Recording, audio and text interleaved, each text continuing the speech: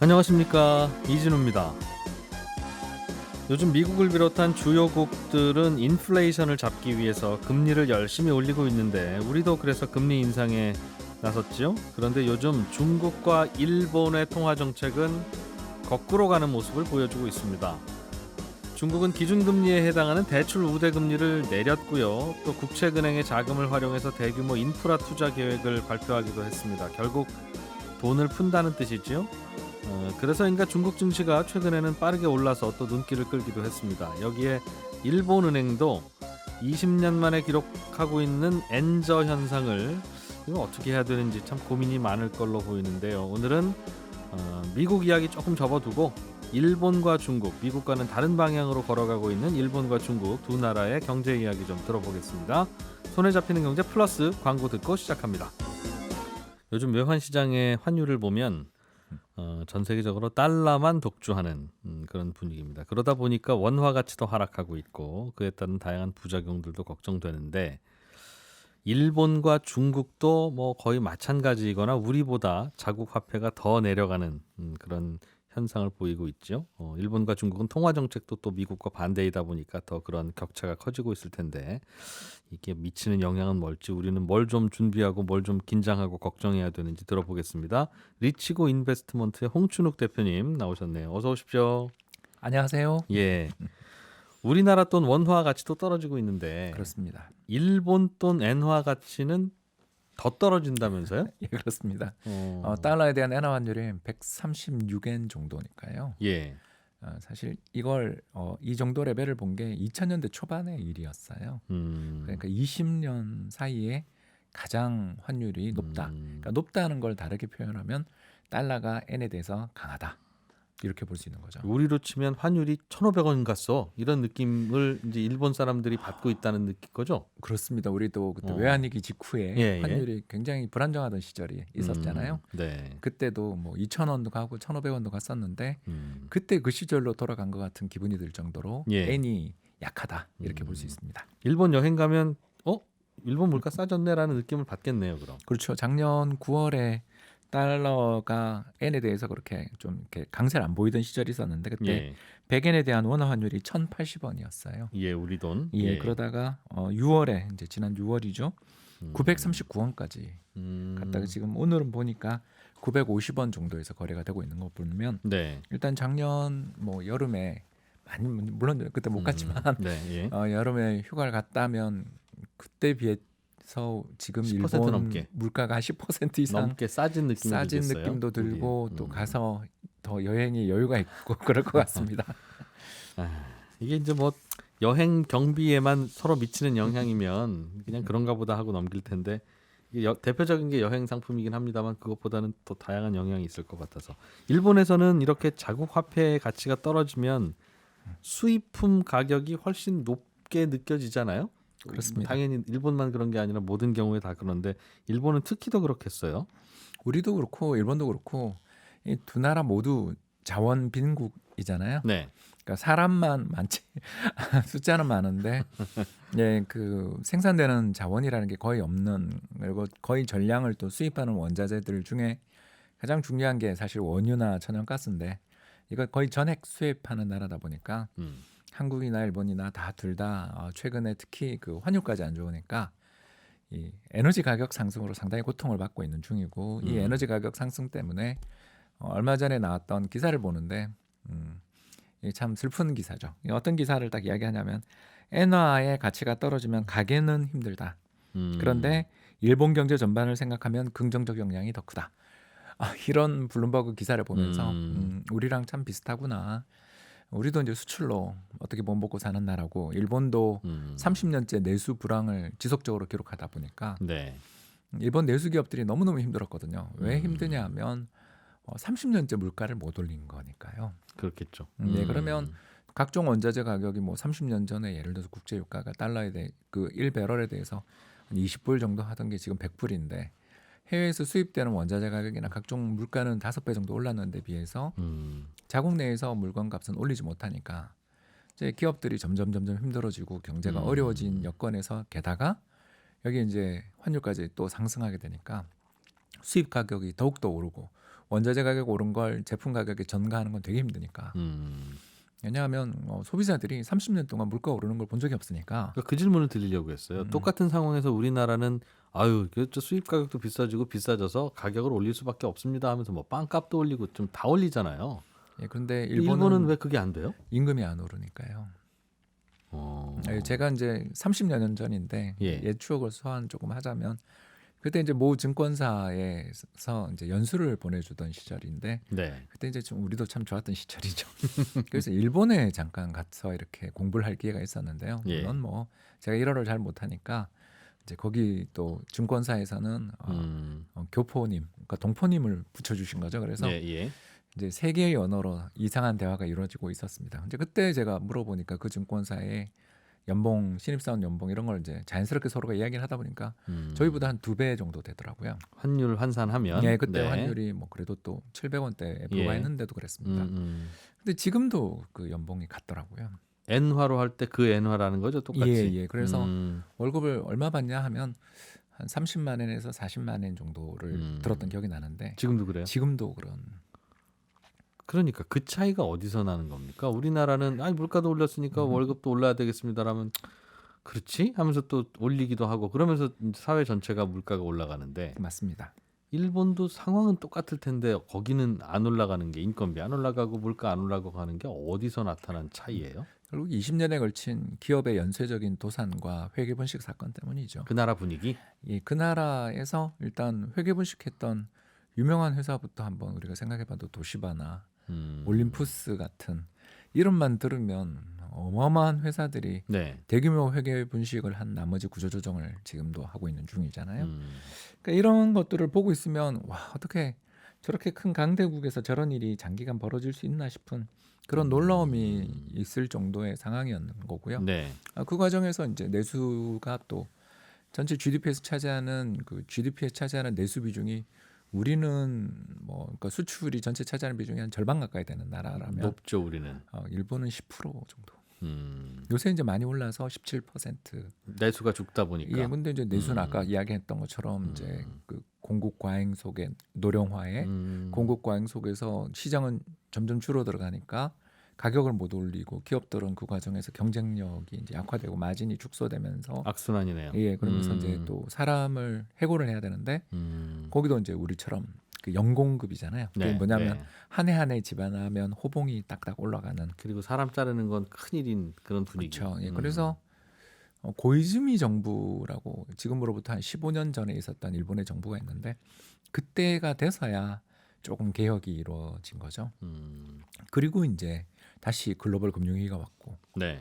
이 과정에서 이제 아베가 출범한 거잖아요. 예. 그래서 아베노믹스라는 정책들을 펼치면서 어떻게든 이 문제를 타개해 보려고 애를 쓰다 보니까 이전의 정부들은 전부 소비자들이 돈을 안 푸는 게 문제다 이렇게 생각을 했던 것 같아요. 주머니에 자꾸 쟁여놓기만 하고. 네, 그래서 예. 이제 뭘 예. 했냐면 상품권을 줬어요.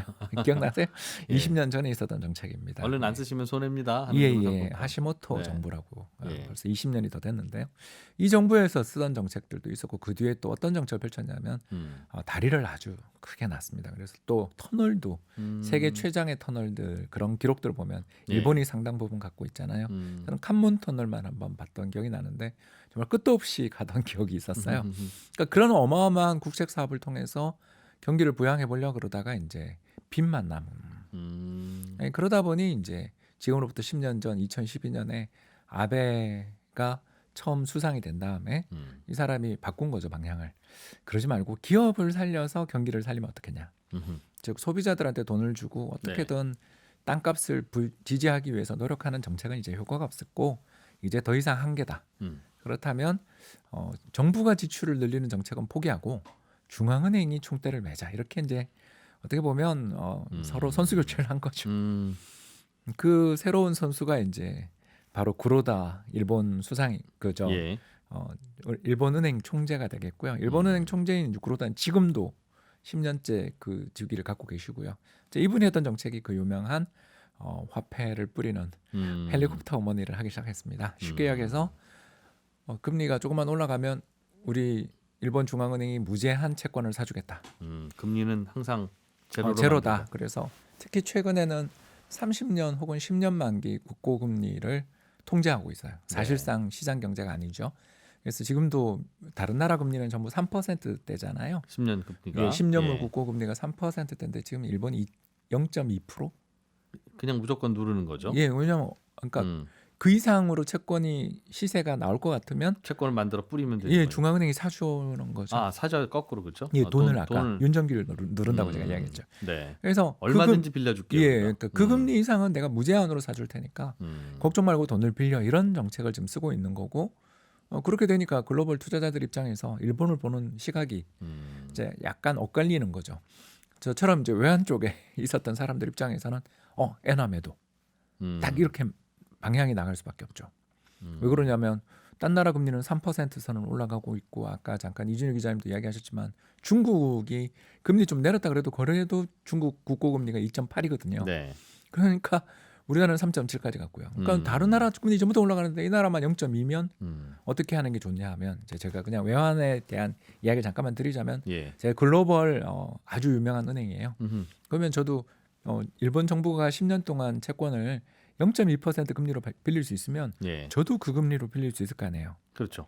왜냐하면 그 채권 시장에서는 저도 같은 메이저니까. 거니까요. 예. 예, 그래서 저는 그걸 빌리는 거예요. 돈을 빌려서 네. 요 0.2%에 빌렸죠. 그래서 한국에 3.7에 투자를 하면 이자 차익이 얼마 남죠? 3.5%가 남죠. 가만히 앉아서. 예, 그리고 저는 이 과정에서 N을 팔았죠. 왜냐하면 네. 외환 시장에서 원으로 갈아탔으니까. 그렇죠. 예, 예. 그러면서 N을 매도하고 원을 사주는 거죠. 네. 그러면 이 과정에서 환차익도 생기겠죠. 지금 우리가 아까 1,080원이 지금 아. 930원까지 왔었다 그랬죠. 그러면 150원의 이익을 벌써 보고, 그러니까 작년에 이걸 시작했으면, 아, 엔화는 가치도 떨어지고 네, 그렇죠. 엔화 이자도 안 매도, 주고. 원 매수. 근데 이제 원은 보통 안 하고요. 왜냐하면 우리는 오늘 좀 이따 이야기하겠지만 글로벌 통화가 아니니까요. 그러니까 우리 대신에 이제 뭘 사겠어요? 가장 마음 편한 일본, 미국 국채를 사겠죠. 네. 그러면 그거는 3%, 음흠. 2.8%의 차익이 생겼고 작년 이맘때 달러에 대한 엔화 환율이 120엔 안 했는데 지금 135엔이니까 환차익 10%의 금리 차익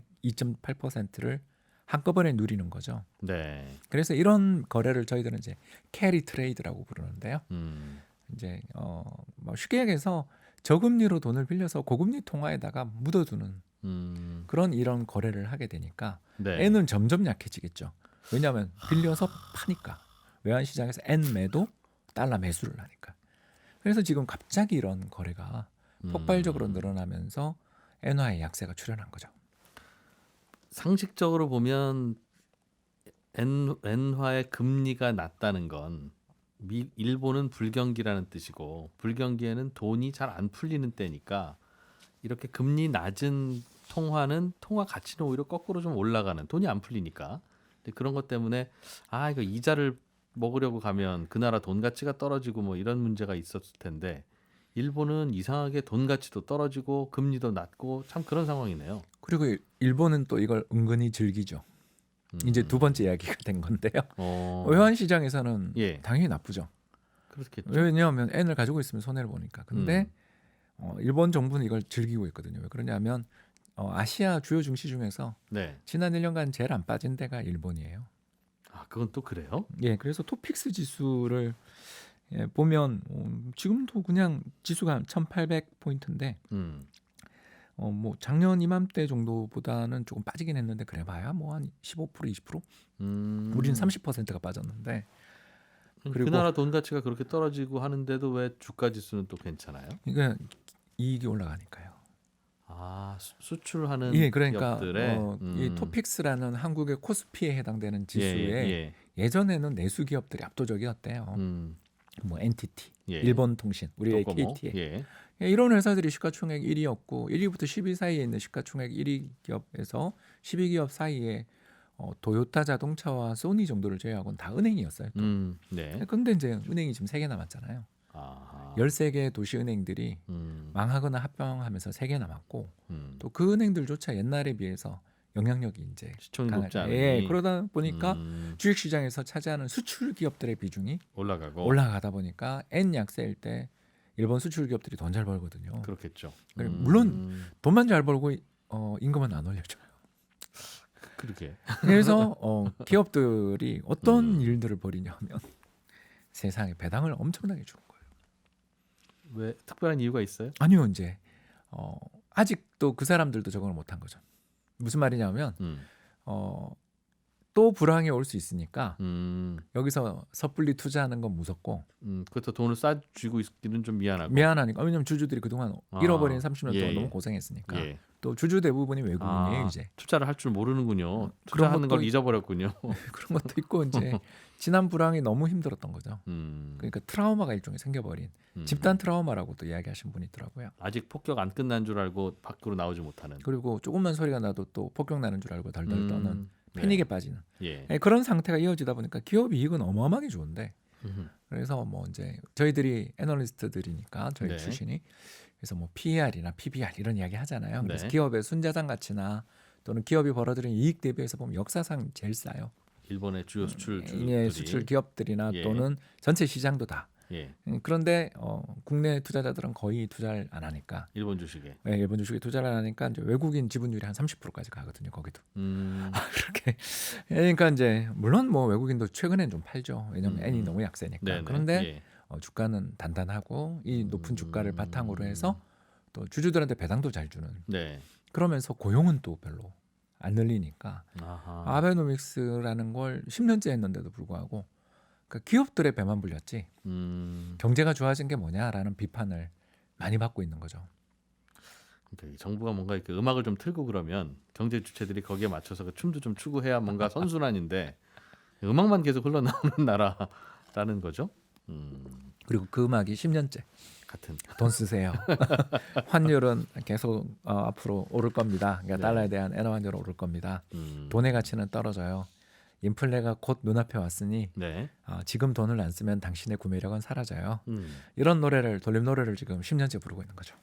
근데 물가는 특히 이제 수입 물가 중심으로 요즘처럼 엔화가 약한 때가 최근 20년 사이에 없었다고 하니 당연히 수입품은 비싸게 수입되는 건 당연하고 그러면 물가도 뭐 오를 거고 물가가 오르면 물가 올랐다는 핑계로 임금도 좀 오르면서 전반적으로 계속 물가가 어느 정도는 유지가 되는 일본 중앙은행과 정부가 그토록 바랬던 상황이 오지는 않을까요? 아직은 안 오고 있습니다. 올까요 그럼? 올 것 같긴 한데 이것도 운에 달린. 뭐? 왜냐하면 이제 본인 노력만 갖고 되는 일은 아닌 것 같아요. 왜 제가 이렇게 비관적인 전망을 조금 하냐면 네. 일단 지난달 그러니까 그 6월 물가죠. 6월 물가 발표가 됐는데 2.1% 정도 소비자 물가. 우리가 6%잖아요 지금. 예. 미국이 8.6. 아니 엔화 가치가 이렇게 떨어지면 수입품은 우리보다 훨씬 더 비싸게 들어와야 될 텐데 못 올리는 거죠. 어떻게 2.1밖에 안 오르죠? 못 올리는 거예요? 그렇죠. 그래서 상인들이? 휘발유나 뭐 이런 건 올리는데 그 정유사들은 당연히 올리고 네. 그러는데 뭐 휴게역에서 우리가 여행을 한번 가보면 제일 놀라는 게 일본 전철 요금이잖아요. 예. 그럼 20년 전, 30년 전에도 한 구간에 이제 110엔, 100엔. 예. 지금도 그렇잖아요. 그러니까 이런 여러 가지 물가 상승 요인이 있는데도 전가를 못하는 이유는 가격을 올리는 순간 고객들이 어마어마하게 화를 내고 네. 그 제품을 사실상 불매하듯이 싫어하는 그런 흐름을 갖고 있으니까 네. 그러니까 용기 있게 누군가가 물가를 올리고 음흠. 그 물가의 상승에 못 이긴 소비자들이 네. 가지고 있는 저축 그 어마어마한 저축을 헐어서 소비를 해주는 이런 걸 이제 아베와 지금의 기시다 수상이 예. 노리고 있겠지만 일단 물가는 한 그래도 3달 전에 제로였어요. 예. 예. 그게 이제 2.1%까지 왔으니까. 근데 이게 이제 대부분 유가 때문에 오른 거니까 가게들이 물건값 올리는 건 아직 못 하고. 아직은 못 하는 것 같아요. 그래서 일본 내에서 가장 많이 하는 게 그래서 똑같은 가격인데 분량을 줄이는. 진짜 가격 올리는 거에 대해서는 알레르기인가 봐요. 일본 30년째 전체가. 안 오르니까. 그리고 저는 과거에도 오른 적이 있었는데 거의 대부분 소비세 인상할 때만 잠깐 올랐거든요. 그리고 다시 오히려 마이너스 물가를 간 걸 너무 잘하니까. 네. 그러니까 30년 동안 훈련이 된 거예요. 물가는 못 오른다. 금리는 제로다. 네. 임금도 못 오른다. 그래서 아껴 써야 돼. 그리고 투자는 안 하고 못 하고. 그 기업들 입장에서는 그래도 뭐 해외 투자는 그래도 좀 하는데, 그러니까 그 직접 투자로 많이 나가잖아요. 근데 일본으로 돌아오는 걸 이제 일본 정부는 기대하는 거죠. 네. 그 리쇼어링이라고 하나요?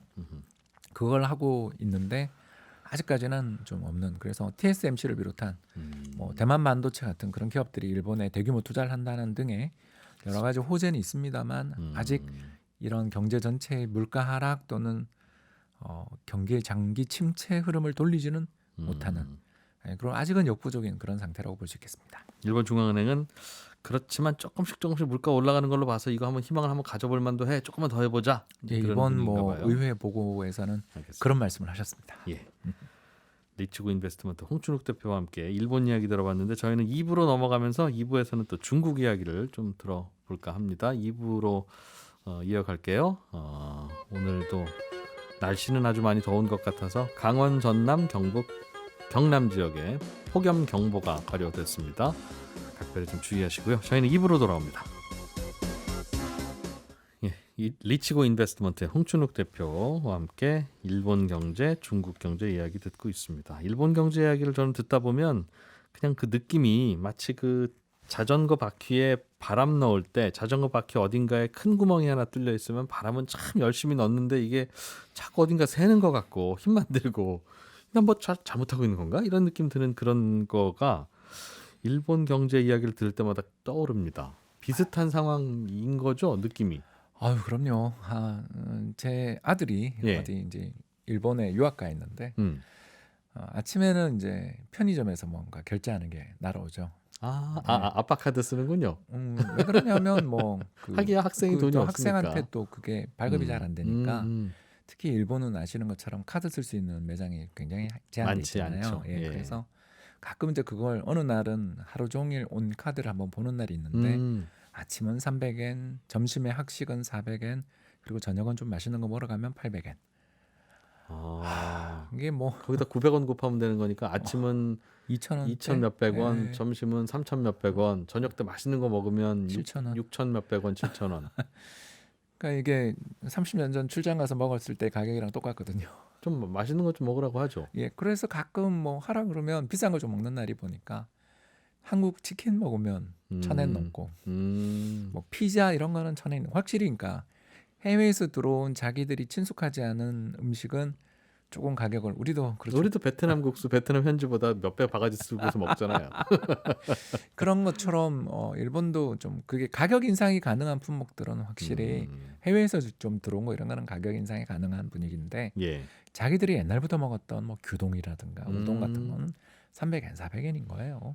300엔, 400엔짜리가 그림만 보지만 저는 먹음직스러워요. 그게 미스테리입니다. 그러니까 그만큼 누군가가 희생을 많이 한 그러고 거죠. 있다는 뜻이겠죠. 아마 임대료도 계속 내렸을 거고 또 거기서 일하시는 근로자들이 아마 예전과 비슷하거나 혹은 그보다 못한 네. 실질 임금들을 받고 계시니까 그게 가능한 거잖아요. 그렇겠죠. 예, 그래서 결국 그게 이제 마진의 축소 혹은 노점포의 폐점으로 이어지는 그런 흐름에서 이대로 가면 이제 정말 빠져 죽는 뭔가에 빠져 죽는 그런 분위기가 돼서 결국 일본 사람들이 아베 정부를 그렇게 뽑은 거 아니겠어요? 네. 근데 이제 아직까지 10년이 지나도록 답이 안 나오니 답답하던 차에 지금은 사실상 오일 쇼크가 왔잖아요. 그 오일 쇼크를 활용해서 엔을 한 번 더 약세로 돌려서 모험을 한 번 더 해보자. 물가도 이렇게 볼수 올려보고 있겠습니다. 수출도 좀 해보고. 그렇습니다. 소비자 입장에서는 임금 안 오르고 물가 안 오르면 어차피 또 쌤 아니냐. 예, 그렇죠. 임금 많이 오르고 물가 오르는 거나 그게 그건데 차이가 있다면 뭘까요? 결국 이제 미래가 없는 거죠. 기업들이 투자를 못하는. 뭐 그것도 있지만 일본 경제가 지금 자기들이 들고 있는 해외 순자산, 그러니까 해외 돈을 투자한 돈이 얼마냐면 예. 411조 엔 정도 됩니다. 그동안 수출로 벌어들인 거 해외 투자하고 누적된 있겠죠. 포지션이죠. 근데 일본의 1년 GDP가 400조 엔대거든요. 그 1년 GDP에 해당되는 돈이 밖으로 나가 있다. 해외에 나가 있는 거죠.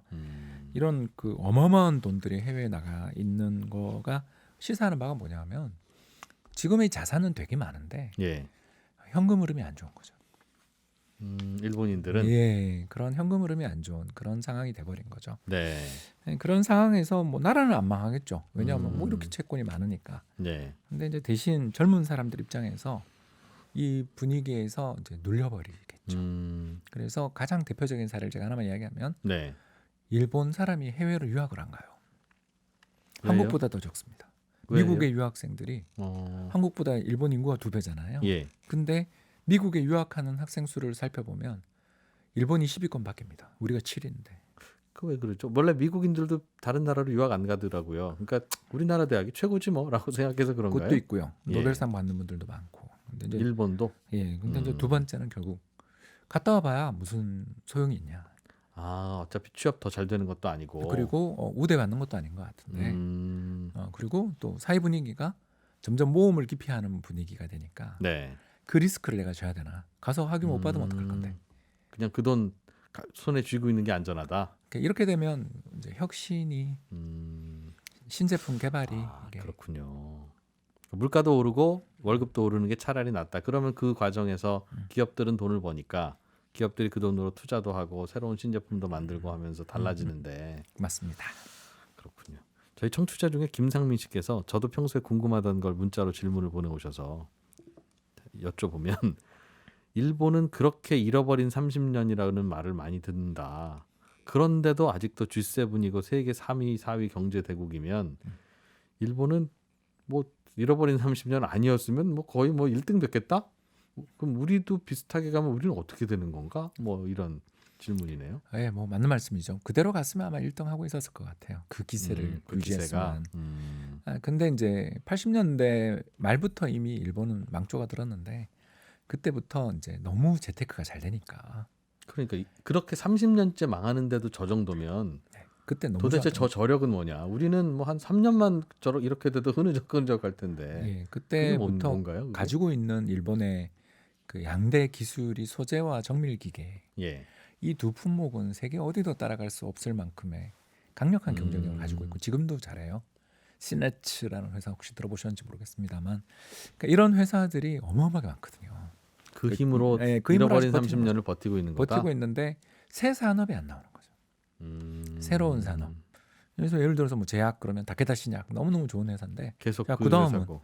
바이오 그쪽에 있어서 뭐 이번에 예를 들어서 코로나 백신 때 일본 기업들 안 보이잖아요. 왜 이런가에 대해서 방금 이야기했던 그 부분이 그 눌려버린 30년 속에 모험을 싫어하게 되고 기피하게 되면 그렇네요. 예 그리고 이제 두 번째가 운이 없었던 게 요 그 일본이 어려움을 겪던 80년대 말 90년대 초에 정보통신혁명이 시작됐잖아요. 네. 그래서 거기를 또 잘 쫓아가지 못했죠. 왜냐하면 그 투자를 했던 빌딩, 네. 유원지, 해외 기업들의 가치가 우르르 떨어지는 중에 자산에 큰 손실을 입고 은행도 돈을 안 빌려주는 상황에서 기업들이 인터넷 열심히 투자를 할 수가 그렇죠 없었다. 자구 노력을 했죠. 그래서 그런 과정에서 자연스럽게 이 인터넷 혁명에 올라타지를 못하면서 네. 그래서 일본의 점유율을 누가 가져갔나? 그러니까 그때 1980년대 후반에 세계 시장 점유율이 일본이 10% 정도 됐었어요. 네. 세계 시장 점유율. 예. 근데 지금 3%거든요. 그럼 그 7%는 중국이 가져갔거든요. 이제 그 해외 설비도 이전이 있었지만 네. 중국이 그때 WTO 가입하면서 그 기회를 살렸잖아요. 네. 이런 국가들 간의 또 역학관계 변화도 이런 있었고. 것들도 있었던 거죠. 중국은 요즘 어떻습니까? 중국도 금리를 오히려 좀 내리고 있다. 일본하고 비슷하게. 미국은 금리를 올리는데. 그래서 여기도 좀 뭔가 문제가 있나? 뭐 어떤 걸 좀 주의 깊게 봐야 돼요? 중국의 지표 중에는. 예, 제일 겁나는 게 외환보유고입니다. 중국이에요? 예. 한때 4조 달러 정도까지 갔었던 중국의 외환보유고가 예. 이제 3조 달러 초반인데 또 최근에 특히 줄고 있어요. 이게 왜 문제냐 하면 누적된 무역 수지가 지금 얼마냐면 7조 달러 흑자거든요. 그러니까 무슨 말이냐면 기업들이 열심히 장사를 해서 해외로부터 벌어 들여와서 쌓아둔 외환이 7조 달러 정도 되는데 지금까지 누적으로? 예, 근데 정부가 갖고 있고 통계에 잡히는 돈은 3조 달러 초반이고 계속 줄어요. 그 7조가 들어왔으면 7조 달러가 중국 어딘가에 있어야 되고 아니면 뭐 해외 투자가 됐다면 네. 그런 게 어디 그 통계로 있겠죠. 잘 잡히고 그래야 예. 되는데 예. 물론 이제 중국 통계 못 믿지만 그래도 요건 확실한 두 가지 통계잖아요. 네. 수출과 수입을 얼마나 하냐. 그렇죠. 그리고 중국 사람들이 가지고 있는 외환이 얼마냐. 이거는 뭐 집계가 실시간으로 되니까. 그렇죠. 월급 200만 원 받으면 어디다 썼는지 딱 나와야죠. 그렇죠. 계좌에 예. 딱 나오는데 이제 잔돈이. 현금을 인출한 예. 것까지는 알겠는데 음. 수출한 대금들을 다들 인출한 건 알겠는데 그 돈들이 어디 갔는지 찾기가 되게 어려운 돈들을 이제 저희들은 뭐라고 부르냐면 환투기 자금일 거라고 보는 거죠. 그게 제일 많이 이제 급격하게 했던 시기가 2015년이었고요. 네. 그때는 한 1조 달러가 비었어요. 그러니까 중국인들은 그 1조 달러를 뭐 하는 데 쓴 겁니까? 그럼? 뭐 세 가지 중에 하나 했겠죠, 그죠? 첫 번째는 개인들이 어떻게 네. 했겠죠, 그죠? 그때 해외로 엄청 나가서 아주 비싼 손목시계를 샀는데 그게 사실은 가짜였어. 이러고 들어오는 거죠. 차고. 네, 그러면서 3억짜리 시계 샀는데 네, 바가지 들어왔더니 뭐 썼네. 이렇게 100만 원짜리야. 이러고 들어오면서 그 돈이 해외에 남아 있었겠죠. 해외로 돈 빼돌렸다는 뜻이군요. 네, 중국 그게 첫 번째였을 부유층들이. 거고요. 이제 예. 두 번째는 또 외국인 투자자들도 중국에 투자를 했다가 또 돈을 좀 뺐겠죠, 그죠? 예, 이제 두 번째고. 이제 세 번째가 가장 큰 문제인데 사실은 저는 기업들인 것 같아요. 환칙이라는 수법을 이제 생각해 볼 수가 있는데 네. 간단하게 말해서 자기들이 이제 수출 대금 받은 걸 가지고서 해외에서 수입하는 원자재나 이런 거에 대해서 돈을 과다 계상해주면 안 갖고 들어오거나. 예, 그러니까 그런 식으로 하면 이해가 되시죠? 무슨 말하는지. 100억 원어치 티셔츠 우리가 보냈는데 그 100억 원 여기로 보내지 말고 음. 저쪽 중국에 있는 저 식당으로 일단 꽂아줘. 내가 나중에 알아서 갖고 올게 하는 뭐 그거. 또는 뭐 여러 가지 이제 사고들도 생기는 거고 이제 예. 이런 일들이 사실 굉장히 많았어요. 그게 중국 같은 통제 강한 정부가 모르거나 통제를 못 합니까? 그게 이제 국영기업이 아니겠냐라고 보는 거죠, 저희들이. 공무원이 그 일을 하고 있다? 그렇게도 볼 수 있는 대목이 꽤 있었어요. 와, 통제 가장 안 되고 대표적인 있군요. 시기가 이제 그 홍콩의 무역 수지가 갑자기 흔들리는 시기들이 종종 있거든요. 그 홍콩이란 나라는 기본적으로 이제 중국의 대외 무역 창구잖아요. 네. 근데 대외 무역 창구인데 거기가 갑자기 막 몇백억 불씩 흑자가 갑자기 났다 적자가 났다 막 그런 일들이 종종 벌어지는 일들이 있었어요. 2010년대 초 중반에 빈번했습니다. 네. 그래서 저희들은 이제 어떻게 이야기하냐면 중국이랑 홍콩 무역 수지를 함께 봐야 된다. 그럼 같은 나라로 예, 치고. 같은 나라는 왜냐면 중 같은 나라니까요. 그렇겠죠. 이제 그렇게 보면 이렇게 어떤 정도의 이상한 거래들이 빈번해지는 시기들이 있고 그 시기가 외환 보유고가 많이 주는 시기랑 겹치거든요. 근데 이제 지금 올해 조금 많이 줄고 있다. 그러니까 흑자는 그 경제 봉쇄 있잖아요. 상하이에 베이징에 최근에 시안도 하고 있잖아요. 네네. 시안에 우리나라 반도체 회사들 가 있는데 지금 뭐 공장 못 돌리고 있다고 그러죠. 우시도 그렇고요. 아무튼 이런 여러 가지 지역들이 지금 락다운을 들어갔으니까, 그러니까 사회적 거리두기를 하고 있으니까 수입이 줄 거 아니에요. 네. 어떤 물류도 안 도니까.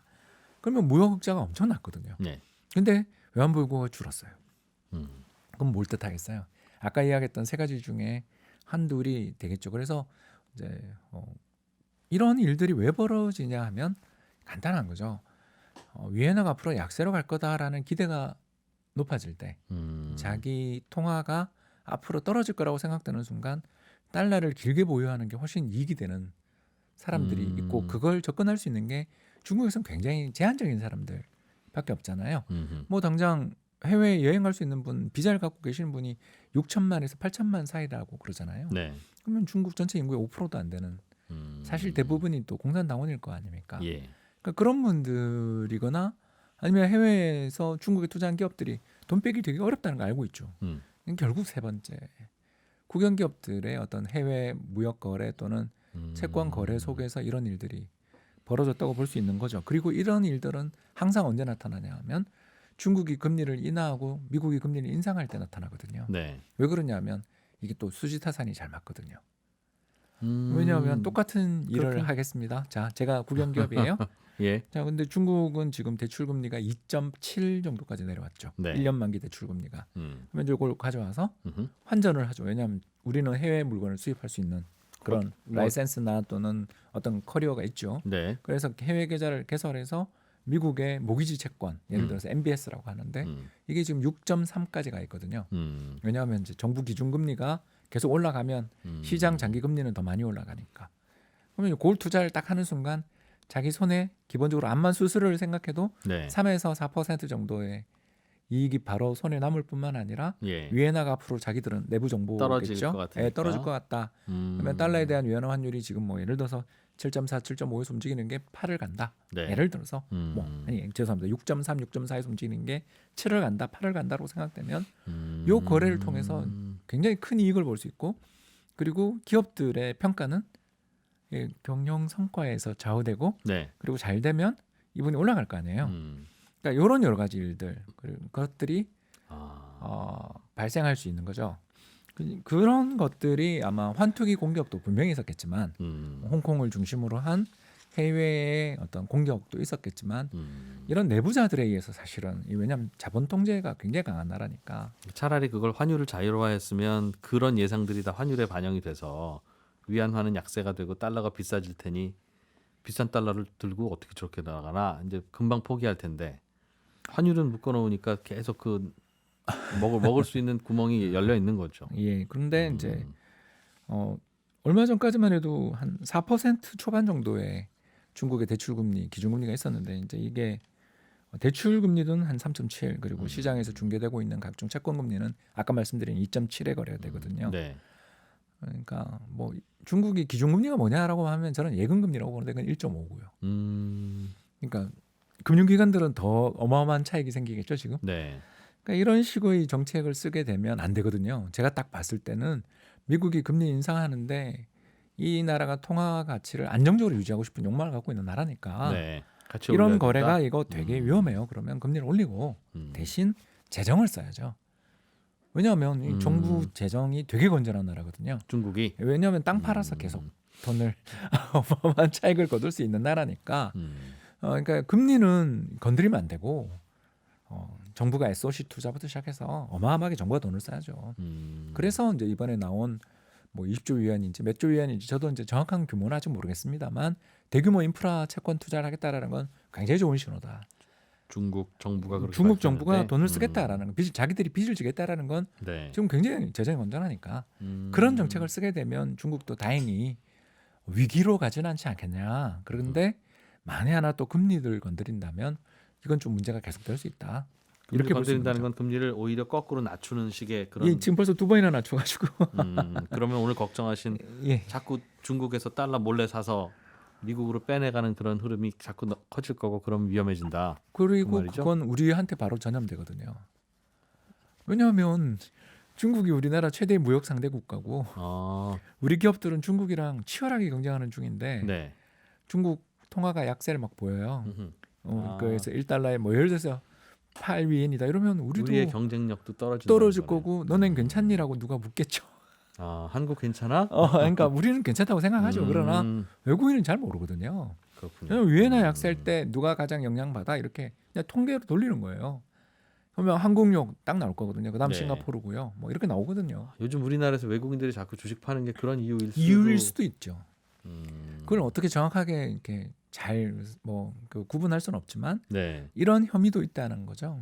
그래서 우리 입장에서 제일 좋은 건 중국이 괜히 금리 건드리지 말고 정부가 재정을 팍팍 써라 네. 했는데 다행히 그 뉴스가 들리니까 네. 일단 지금 그때부터 아시아 시장 분위기가 좀 좋아졌잖아요. 이런 걸 걱정하는 분들이 있긴 있었던 것 같다. 그러면서 한국 주식도 좀 사고. 사주면 좋을 텐데 일단은 모르겠고요. 그건 근데 이제 포지션으로 들어오니까 그러니까 그 사람들은 한 나라 한 나라를 잘 안 해요. 네. 그러면 동아시아도 이제 괜찮네. 중국 문제 없어? 오케이 하는 거죠. 네, 그런 차원에서 해석을 해볼 수 있다는 겁니다. 중국 공장이 이렇든 저렇든 그렇게 돌아가기 시작해야 그래야 또 뭔가 제품도 공급돼서 인플레도 좀 잡죠. 그럼요. 인플레를 잡을 수 있죠. 그래서 참 뭐 꼭 그렇게 마음에 쏙 드는 나라는 아닌데 가끔씩은 또 응원을 좀 해야 되겠구나. 이게 우리를 위해서라도. 예, 저는 인프라 하면서 응원하고 있습니다. 그렇기도 하고 외국인 투자자 입장에서는 중국 시장이나 한국 시장이나 그게 그거다. 중국 안 좋으면 한국 팔고. 그래서 그것도 또 마음에 안 친하게 들지만 지내- 뭐 친하게 현실이 지내더라. 그러니까. 뭐 그렇기도 하고요. 예. 알겠습니다. 리치고 인베스트먼트의 홍춘욱 대표와 함께 중국 시장 이야기까지 들어봤습니다. 고맙습니다. 감사합니다. 예, 점심도 맛있게 드시고 휴일도 잘 보내시고 더위도 잘 피하시고 월요일에 뵙겠습니다. 그 사이에 일요일 아침 7시 5분에 손에 잡히는 경제 주간 하이라이트도 마련되어 있으니까 많이 들어주시면 고맙겠습니다. 고맙습니다. 더 깊고 더 재미있는 경제 이야기 이진우의 손에 잡히는 경제 플러스